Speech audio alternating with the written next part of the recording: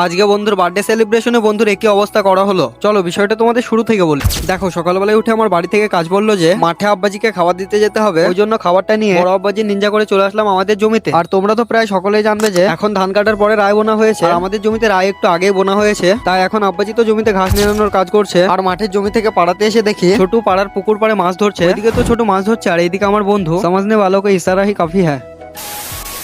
যাই হোক, এখন তো সন্ধ্যা হয়ে গেছে, আর আজ আমার একটা ফ্রেন্ডের বার্থডে আছে। তাই বার্থডে সেলিব্রেশন করার জন্য চলে আসি পলাশির একটি দোকানে কেক টেক কেনার জন্য।